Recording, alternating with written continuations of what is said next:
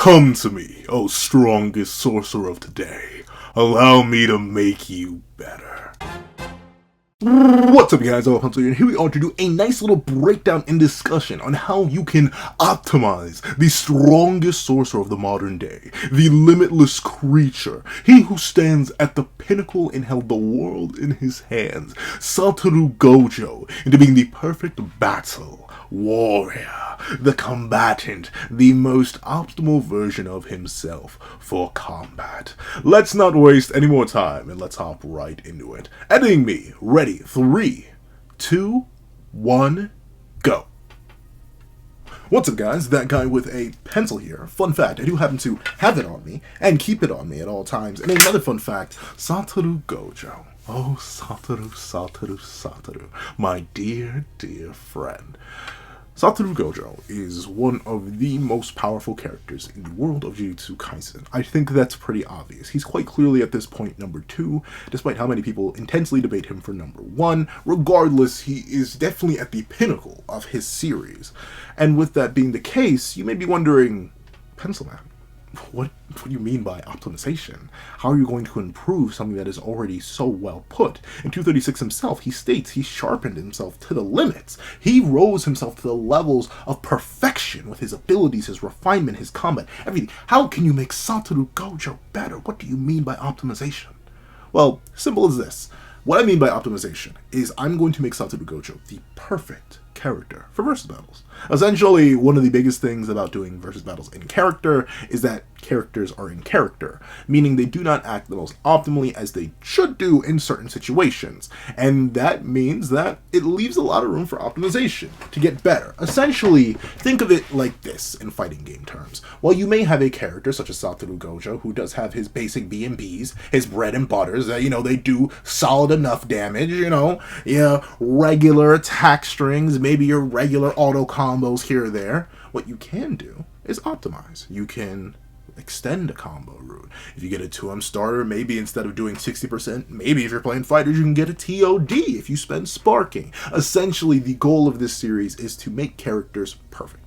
Not necessarily in the sense that they could win every battle, just in the sense that they would win most of their battles if they entered them this way instead of their respective in-character states. What I'm going to be doing is shifting around Gojo Satoru's mental priorities, shifting around his mentality, and shifting around his priority list in terms of using certain attacks in order to make him the most optimal variation of himself for a versus battle setting. This would be both in-verse and out-of-verse, but most typically in the cross-verse sense, as once again, Gojo Satoru is one of the strongest characters in the series, and thusly his current mentality is mostly fine. It just led to one massive major defeat, which, shall haunt the rest of our cast for the entirety of their remaining days. But with that being the case, let's not waste any more time. Let's actually hop into the optimization.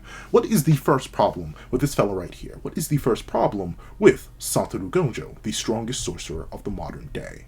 Well, it's the biggest one. It starts with an M and ends with an mentality. It's Satoru Gojo's mentality. And ultimately, why I think it makes him suboptimal for the utilization of his abilities properly in a versus battle setting.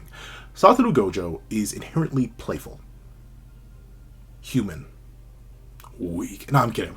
Not necessarily weak, not necessarily fully human, and not necessarily all the way playful. But essentially, Satoru Gojo never tends to enter battles with the seriousness required from the start, and typically tends to mess around a lot, which leads to a lot of consequences later on. For this battle, it's quite obvious what the consequences were. He's currently in half. But for an even earlier reference, earlier on in the series, what do we see? We see him toy around with the disaster, curse spirit Jogo. We see that he does just go out of his way to explain his abilities to Jogo, to play around with Jogo, to have fun with Jogo. Want to hold hands? Oh, isn't this so sweet? What does he do when he could casually one-shot Jogo, which he reveals that he is fully capable of doing? Not the very next chapter. He plays around with him, knocks him around a bunch, does all this, demoralizes him. And sure, while that's fantastic, clearly Satoru Gojo's in no danger to the point where he can bring an entire other human being in Itadori Yuji to the battlefield and ultimately cause absolute havoc on Jogo regardless. It leaves Jogo in a position where he can be saved, and he can be returned to the rest of his crew, and ultimately cause a whole lot more damage later on. where Satoru Gojo had entered the battle with maybe a more optimal mindset, Jogo would have been annihilated. Now, of course, there are reasons why Jogo was still left alive in this state, even after the point of Unlimited Void, as Gojo clearly says here, who sent you? It's very clear that Jogo's working for somebody and Gojo's looking for information, but even still, realize, in this encounter, it's the main reason why, well, Kenjaku had been told Sukuna this as well in a flashback, apparently, but Unlimited Void, the big reason that Sukuna knows how to deal with it so well is because of this interaction, because Satoru Gojo was playing around. Ultimately, the biggest weakness of Satoru Gojo is the fact that he does not work as efficiently as he could with his specific set of abilities. So that's the thing we're going to change, first and foremost, and this will naturally lead to a shift in priority for all of his attack moves, and how it's going to make Satoru Gojo infinitely more optimal than he is right now. Get what I did there? Infinitely. But with that being the case, I want to see if I could find, or at least I wanted to see if I could find, some sort of in-battle mindset, or in-narrative mindset where we see Gojo work as optimally as humanly possible. But unfortunately, he just never does that. Notably, the big example that a lot of people I know would immediately leap to is, well, don't you think he's acting optimally here in the battle against Ryomen Sukuna? One of the highest stake battles, if not the highest stake battle in the entire series for Gojo, where it is literally, life or not life, and ultimately he's going up against a monster and beast with numerous unknown abilities that he should be taking care of and active caution with at every single opportunity? Yes, you would think that. But at the same time, this is the same guy who proceeds to, chill out, talk, be reckless, and not use his abilities to their utmost, all that, and be caught off guard numerous times by Ryomen Sukuna, sometimes not just due to the fact that Sukuna surprised him, but also for the fact that he was just being careless.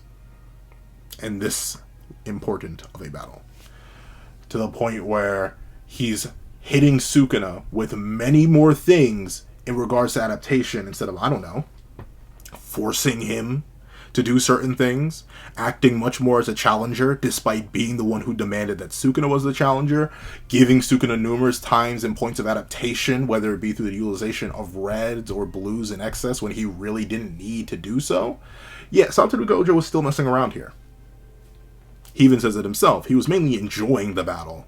He wasn't actually fully in it to win it, even though he was going all out. I will not be here and lie to you and be like Gojo was suppressing himself. At least in terms of output, he was clearly not. But still, he could have approached this battle in a much more optimal sense.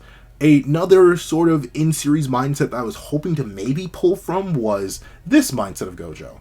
The one that we see in this battle against tojifushiguro long, long ago in the Gojo's past arc. This mentality almost seems like it would be good, but once again, he's a little bit too lost in the sauce. He's just awoke at RCT, his mind is in a completely different place. We even see tojifushiguro realize he's rambling. He's going nuts. And while, sure, his willingness to immediately leap to new abilities and insane attacks, whipping out things like short-range teleportation, the activation of red, and what he soon goes on to reveal instantaneously afterwards in purple, and the Limitless's ultimate technique, which would be purple once again. Yeah, sure, it's cool and all, it's nice, but still not exactly optimal. So I'm going to be tweaking Gojo's personality myself. How would I make Gojo act? Kind of as if he was simply trying to execute somebody. All means and metrics, immediately leaping to his most powerful ability first. And while, the contention of what Gojo's most powerful ability is once again just that, very, very contentious. Personally, I think it's quite clear that there are only two in the running. One is on the screen right now in hollow purple, and the other one would be the apex, the mightiest, this Unlimited Void. So how would I make Gojo act optimally in a versus battle sense? Well, it would be a simple 3-step process. 1. Use short-range teleportation, or long-range, depending on how the battle starts, in order to get right in the face of his opponent. As we see him pull off here, this man may be lost in the sauce, but he still is in fact able to teleport by the motion of his hands. He would get up in his opponent's face. Then instantaneously, the next move to immediately enact upon, in order to make sure that his opponent is stun-locked, would be the activation of his domain expansion, Unlimited Void. By doing this, he inflicts not just the paralysis effect that naturally comes from Unlimited Void, as he explains here. You're inside the limitless. Perception, communication, the actions you take on life are forced upon you infinitely. Ironic, isn't it? Given everything, but unable to do anything. Dying slowly. I think I'll stop here, since there are some things I want to ask you. So, ultimately, this is perfect. Essentially, if Gojo gets in range and immediately traps you in a pocket dimension that instantaneously paralyzes you, and not just instantaneously paralyzes you, but apparently also does soul damage, because it does, I guess. I don't know. To be fair, I don't get how this works under the Many to the Limitless, but Megami's soul was forced to undertake the effects of Unlimited Void. If he opens up with that, teleporting up to you, immediately activating Unlimited Void, he paralyzes you. And what is the one big weakness of this famous little technique here? Not this technique, not Red, but the singular, mightiest technique in terms of just sheer potency that we know of from Satoru Gojo. What is the danger of it? This one, it is the fact that purple is kind of slow. Not necessarily all too slow, but slow enough that, maybe it wouldn't be the most optimal thing to use in all scenarios. But what do we do about that? We just immediately use purple inside of a domain expansion, when the opponent and their speed is irrelevant because they're literally paralyzed. So, 3-step process. Teleport, domain expansion, paralyze the opponent, and as they are currently slowly dying, make them die faster by simply hitting them with a hollow purple. That's it. That is it. In a cross-verse setting, if he has relative stats to his opponents, that is a Wombo combo that will typically go crazy. And the thing is, right, sometimes I wouldn't recommend a character to always open up with their strongest technique, right? Personally, I'm in the camp that Unlimited Void is the strongest technique. It's a separate pocket dimension that overflows and slowly executes his opponent, which he can very easily run in and then do any extra damage for on top of. I personally believe Unlimited Void is the best, but sometimes I wouldn't argue you want to leap to Unlimited Void, or in this case, Gojo Satoru's strongest technique. Mainly because, well, characters have energy expenditure, and if their opponent happens to raw counter this ability, whether it be through a hacks of their own, whether it be through power negation, whether it be through something, then maybe you wouldn't want to burn the cursed energy. But wait a second. This is Gojo Satoru, who has a very specific ability known as the Six Eyes, and the Six Eyes allow him to basically have unlimited cursed energy. Not literally, he does burn a percentage of a percentage of a percentage of a percentage of his cursed energy, but it's not to any sort of extreme point where he actually has to genuinely worry about running out. It's to the point where he's being compared to someone who has twice the cursed energy of Yuta Okotsu, who is on numerous occasions noted to have boundless cursed energy. And that person who has more than twice of what Yuta has and has some of the best, if not the best optimization in the verse, is still considered inferior to Gojo. This is the same Satoru Gojo who on command was ready and willing to whip out a 5th or 6th, I believe it is 5th, domain expansion on Sukuna after dropping 4. So I think opening up with Unlimited Void is not necessarily all too taxing or too bad of an idea, especially considering it allows for Gojo to do literally anything else. That's the beauty of Unlimited Void. The original optimization I had for Gojo was for him to simply stand in your face and charge purple. You may be wondering, why? Well, remember the ability that he was explaining to Jogo. Here. Not there, but here, the ability he was explaining to Jogo. The Infinity essentially makes it so that Gojo could just charge an attack in your face, and there's nothing you can really do about it unless you have power negation. For example, say I were to take, I don't know, Hajimekashimo, and put him up against Satoru Gojo. Hajimekashimo is not confirmed to have anything that genuinely shuts down techniques. Hollow Wicker Basket has properties similar enough to Simple Domain, and he seems to recognize domain amplification, but I also recognize how to do a dunk with a windmill on it. I'm not sure, once again, I do not watch enough basketball to know if that's a thing, but I know what that is. It doesn't mean I can do that. So thusly, it's hard to assume that Kashimo has any sort of ability. So while Kashimo does have Fender Beast Amber, he has no way to transcend the Infinity, which Gojo has on at all times, 24/7. So realistically, against Kashimo, what Gojo could do is simply charge a purple in his face as Kashimo fruitlessly punches against them or is forced to run. Same thing with a blue, same thing with a red. He could do that, but once again, the big issue is, well, since purple does take a couple seconds to come out, admittedly not too much of a startup time, once again, he pulled it out on Toji with pretty much no charge up or any sort of lead up. it's still entirely likely that, maybe it could be a little bit troublesome to do that. So why not just go with the perfect setup tool? And remember, purple only gets stronger inside domains. As Gojo explains, domains actually kind of give you some sort of stat buff.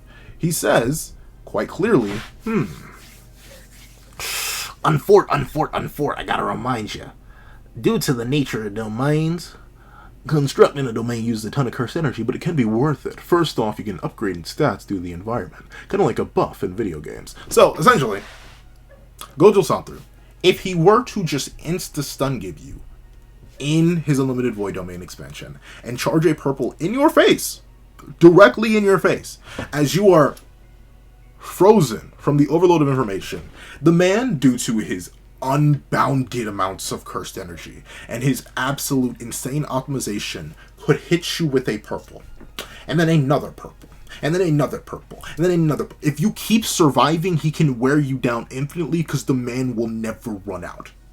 Presumably, if he's able to spam five back to back to back, confidently, by the way, 5 domains back to back to back, no issue, no delay, while also spamming RCT and also consistently healing his brain and risking death at every single moment, the simple domain into purple Wombo combo would be devious, monstrous, deadly, and diabolical, and basically unstoppable.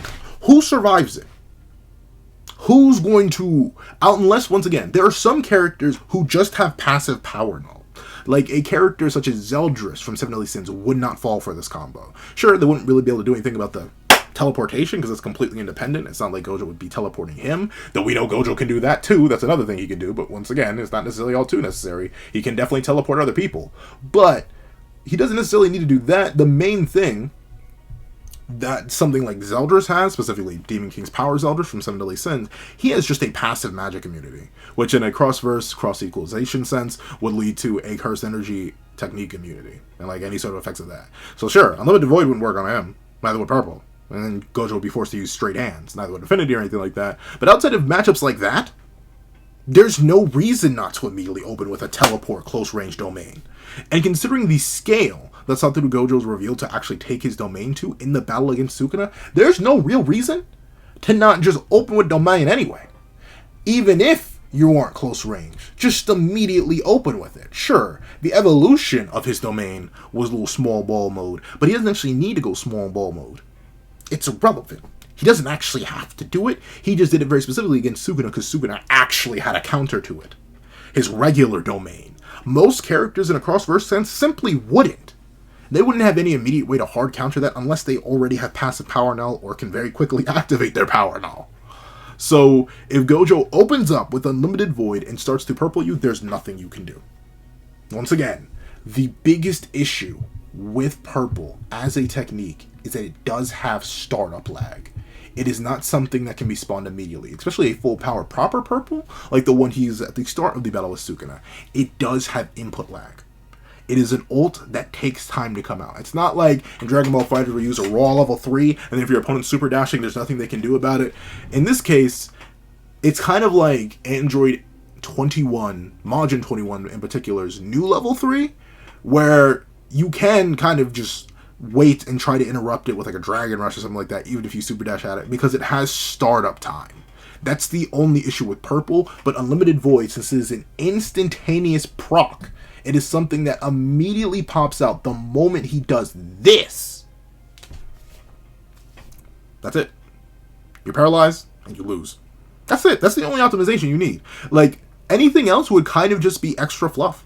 Like, sure, hypothetically, we could talk about if his opponent can, like, negate his domain in the case of, like, something like Sukuna, but that's a video for another time. I'll talk about how, if I were Satoru Gojo, how I would have fought Sukuna. Because, admittedly, Sukuna is a very unique case with a domain of his own that hard counters Gojo's domain. And this is going to lead to different measures and what would work there. But, with that being the case, in terms of every other character, either in his own series or cross-verse where domain expansions simply aren't a thing and wouldn't have the immediate counteract. Of course, there are other things that are relatable to domain expansions and would have similar impacts, and depending on how you do some cross-verse stuff, like you would take spiritual practice, like there's so many different things that could lead to issues with this setup in particular.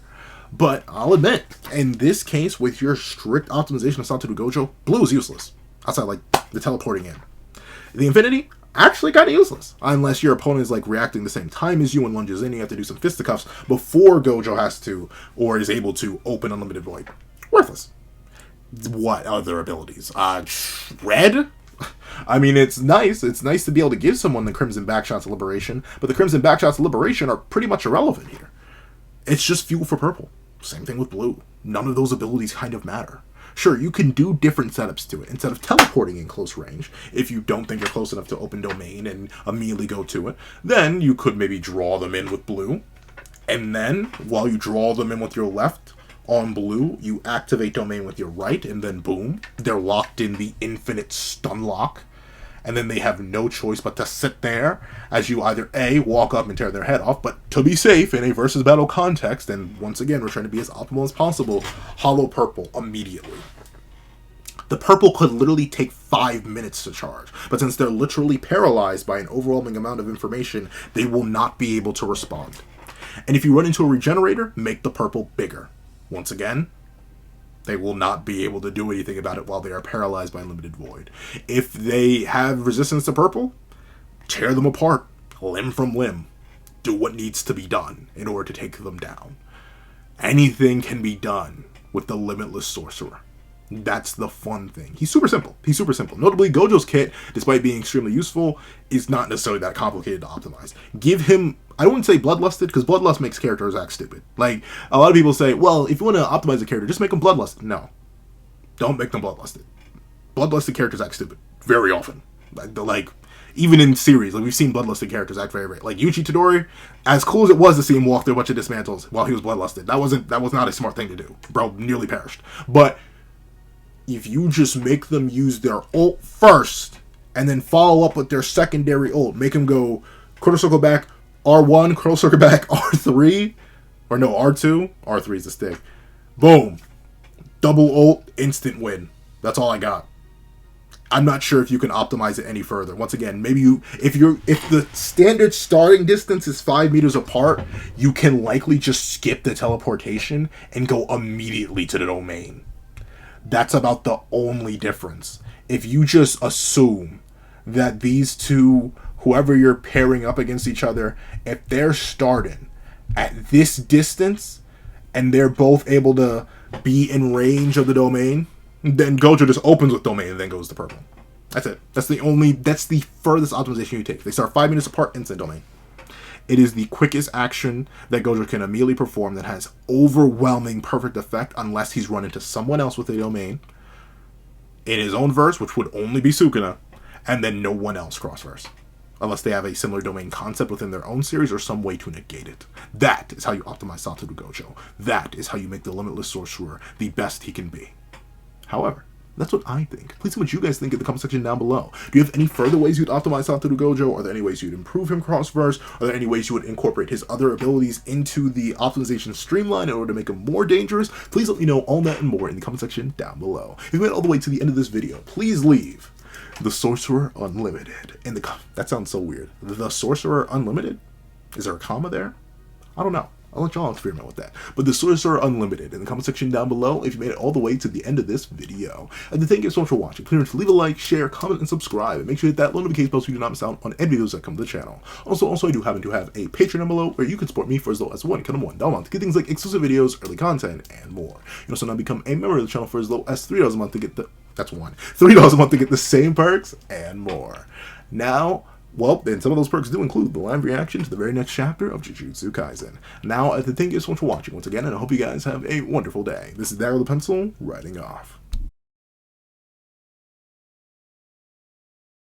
I'd like to give a thank you to our $3 members, Recliner Plays, Red Wolf 4765, Greyhound, and Akid's Void. And I'd like to give another thank you to our $5 patrons, Victor, Sean, Midnight Gemlord, Kevin, Demix LND, and Igneal. And I'd like to give a chunky old thank you to our $7 member, Autumn's Morning Lazo. And I'd like to give another chunka thank you to our $10 patrons, Robbie Uchiha, Joaquin, Idemokai, and China Doll 09. I'd like to give a tractor thank you to our $25 member, Alex Ice Rose. I'd like to give another giga gargantuan thank you to our $25 patron, Calvin Elder.